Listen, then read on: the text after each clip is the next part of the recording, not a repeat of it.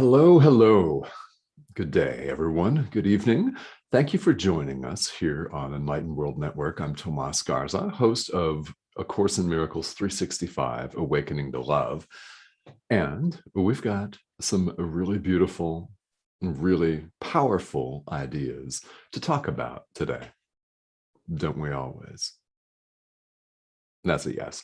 All right. So thank you all for joining me, wherever you're joining me from. I really invite comments and questions on this show. So thank you to all of you who have tuned in the past and commented, who have shared the post. We all really, really deeply appreciate that. The network would love to get in front of as many people as we possibly can. So we appreciate all the page shares, the comments, the likes, the hearts, all of that. And another thing that I've said before that's worth mentioning, well, as many times as I remember to mention it, is the fact that it's really, really a beautiful thing to be able to share and interact with one another across the globe with people whom we're unlikely to ever meet in person.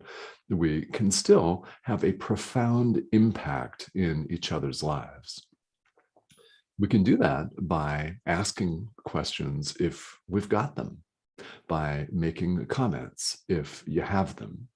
You never know who you're going to lift up in the process. You never know who you're going to assist on their own walk and their own journey by asking a question that someone else on the other side of the world may have. So this is something that I wholeheartedly invite and encourage you to do. All right. And this is something that has not happened on this live stream, but I'm going to have to step away for a moment and then we'll get right back into it because I know you can hear the background noise across the hall. So there's going to be a couple of seconds of dead air. My wife, Cindy, just went to yoga class and left her computer on full blast. Be right back.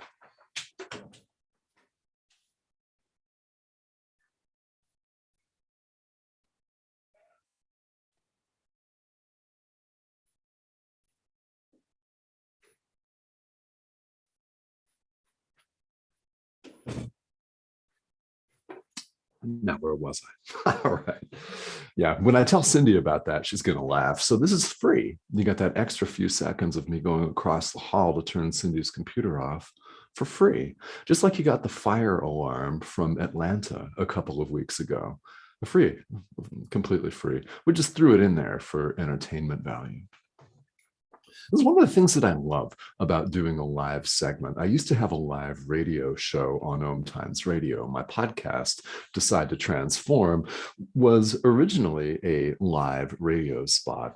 And I broadcast every Tuesday for 6 months anyway, from 1919 to the spring of 2020. I broadcast every Tuesday at 10 o'clock Pacific time, 1 p.m. Eastern, for an hour. And we had dogs barking. This was live. We had dogs barking. We had doorbells ringing.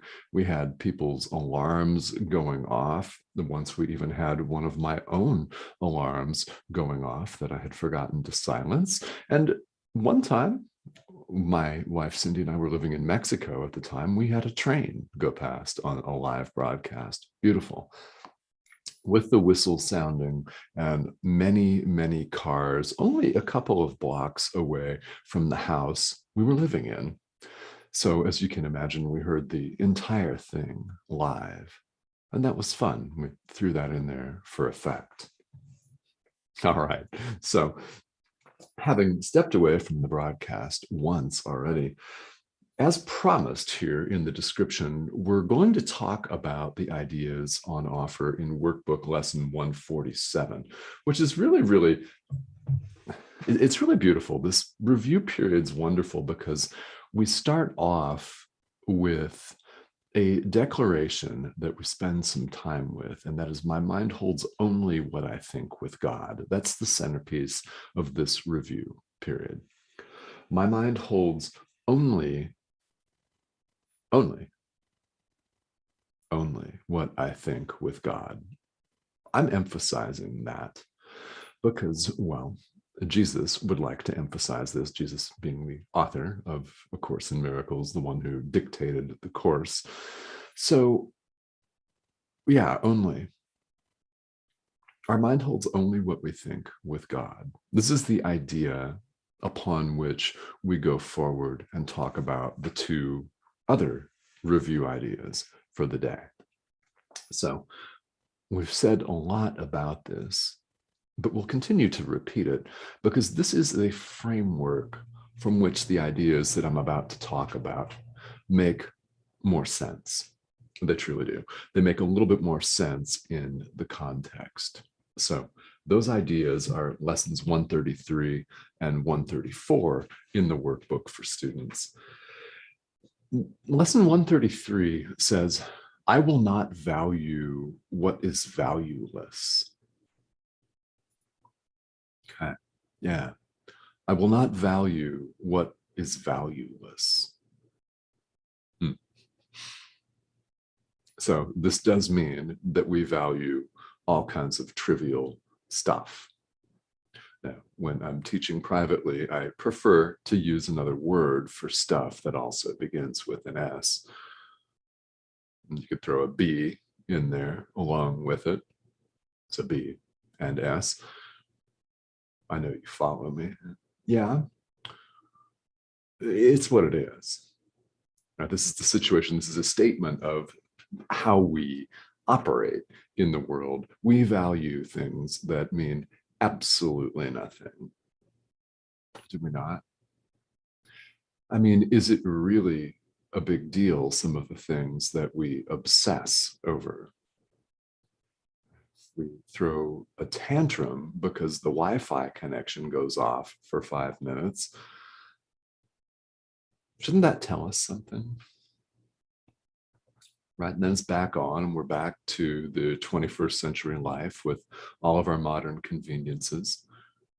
So why are we unhappy if we've got it all? Yeah, cash, money, fast, high-speed internet, cool, fancy cars, a nice place to live. Yeah, maybe you have good physical health, beautiful pool in the backyard with beautiful tropical plants out there, for example, and a brand new car and stuff. That's the one Cindy drove to yoga when she left her computer on. All right. Yeah, we value what has no value at all. I mean, think of all of the things that you in your life have obsessed over and worried about, spent time in the present moment, wasting the present moment, thinking about what's going to happen in 15 minutes or in 15 years or 30 years in the future, which does not exist. That or obsessing about something that you would have, could have, should have done, would have, could have, should have in the past, which is gone and not here. So we take ourselves away from the present moment all the time. One of the ways we do that is placing value, tremendous value, in the world, in the size of our Twitter following. I mean, yeah, it's nice to have people following you. That's the goal. But the ultimate goal is the peace of God.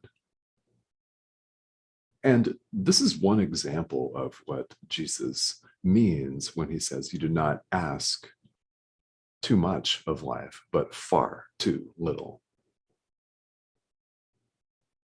The goal is the peace of God. The goal is knowledge, as the Course puts it, going home, yeah, awakening, enlightenment, name the term. The goal is to know ourselves, to know ourselves unequivocally, experientially, who we really are. And we're not, happily, the size of our Twitter following, which fluctuates every minute of every day. Gain followers, lose followers, right? That's the way the world works. It's Twitter in a nutshell, isn't it? Gain some, lose some. Somebody trolls you. Somebody loves your tweet. You get retweeted 1,000 times, and then somebody chops you down and slanders you. Yeah, it's life, right? That's what happens when we value the valueless. What happens to us, we mentally suffer. So this statement, lesson 133, it's a declaration of freedom, isn't it? I will not value what is valueless. So I invite you to spend some time with that. I will not value what is valueless. Lesson 134, let me perceive forgiveness as it is. These ideas are directly related to each other. Let me perceive forgiveness as it is. So, quick recap. You may know, and you've no doubt seen, that A Course in Miracles devotes a lot of time to forgiveness. It's heavy in the thought system. It's critically important. And as you might imagine, it means something very different than what we think of in the world. In the world where we value what is valueless, we see ourselves as in competition. We see ourselves competing with our brothers and sisters. We see ourselves competing with everyone around us for what we perceive to be scarce, limited resources. Our slice of the pie, so to speak. There is no pie. So there's no slice. Isn't that wonderful? Yeah, let's contemplate that. All right. When we value what is valueless, we see forgiveness in a very different light than the one that A Course in Miracles invites us to practice. So usually in the world, we hold grudges, do we not? We judge. We hold grudges against people.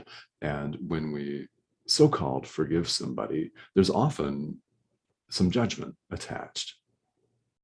We might say, or someone has said to us, likely both, that, well, I'll forgive you this time, but if you ever do that again, I'll cancel your birthday. Yeah, and do some mean things to you. All hell's gonna break loose. Well, you're already in it. So if it happens to break loose, so be it, right? This is the way that many of us handle forgiveness. Now, we may have had a parent, maybe it was our own mother or father, or maybe it was a teacher at school, a friend, I don't know. We've all had the experience of having someone forgive us and then lord it over us, right? Feel superior to us. Maybe you've done this to somebody. Then when you forgive in that mindset, with that attitude, there's still a separation, isn't there? Because there's you on a pedestal having forgiven someone who's down here for having transgressed, right? Sinned against you. There is no sin. I'm just saying. Course in Miracles says that. This is me talking, by the way. It just looks like me talking. I invite you to delve into A Course in Miracles and discover the many passages where it states in no uncertain terms, sin is not real. God has no ego to be offended. A perfect love is not capable of anything but perfect love. And love is, as I know you've experienced, unitary. It's oneness. There are no opposites. So when people forgive with a ego attitude, with a worldly attitude, there's someone that's on a pedestal and someone who feels bad. That's all too common, isn't it? And we can all scan our memories and point to multiple experiences of this, either as the forgiver or the one being forgiven, right? On both ends of that spectrum.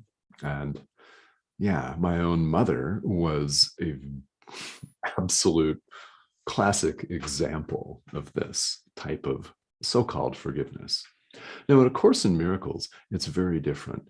In the world, we're invited in A Course in Miracles in this thought system to consider that everything that someone does or says, including ourselves, is either an expression of love, in other words, an extension of love, or it's a call for love. What is the appropriate response to someone's call for love? Quite naturally, right? It's to extend love. This is the attitude by which we forgive in A Course in Miracles.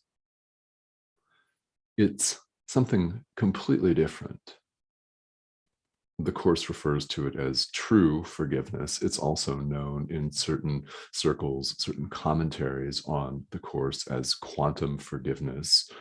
So whatever term you want to go with, it, when we practice it, rids our mind of unconscious guilt, of fear.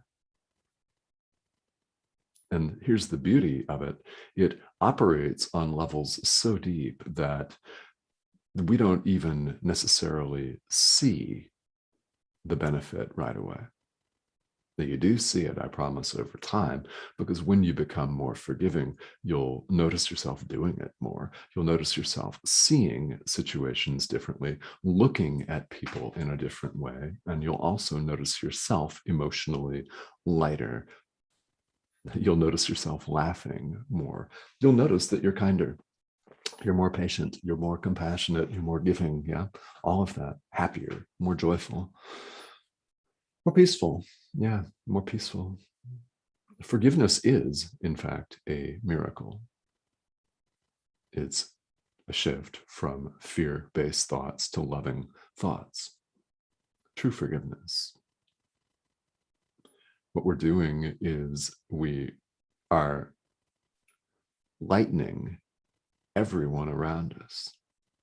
The beauty of true forgiveness, as it is in A Course in Miracles, is it's just tremendous.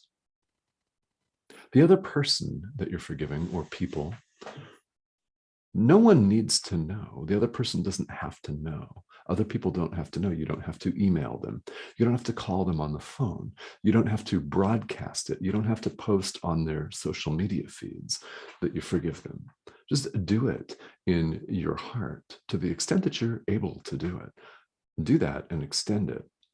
All minds are joined. So any person's extension of forgiveness benefits every single one of us. Take this idea to heart, and you can have tremendous impact in your own life and the lives of everyone else around you. And if you don't believe me, well, that's all right. Try it. Yeah. Try it for a week, 10 days, a month. Try it and start with what you can forgive. This is something that in a teaching context, people often come to me and say, well, I can't forgive so-and-so. Okay. Start with what you can and work from there. I'm fully aware and fully cognizant that a number of us have suffered tremendous abuse in this lifetime. And some of you might be going through this right now, fully aware of this. We're all fully aware that this is the situation for many people. What I'm doing here is inviting you to start where you are. This is what spirituality is all about. We look at other people who are teaching, thousands of people worldwide who have a huge following, like the Pope, like the Dalai Lama, like Mother Teresa had, still has. Yeah, we look at these people and we think, oh, I can't do that. Really? Of course you can. They all started where you are. Start where you are. That's what we can do. If this means forgiving yourself for stubbing your toe, forgive yourself for stubbing your toe. And you go from there. Try it and see if you feel lighter. And as you begin to feel lighter, what you may notice is that you're more inclined to forgive again. This is a choice that we get to make in the present moment. It literally lightens our world. So these are the ideas for today. I will not value what is valueless, and let me perceive forgiveness as it is, the real forgiveness, true forgiveness. And bear in mind some of the things we've just talked about and what the potential impact of that can be for you. And I invite you to do that here.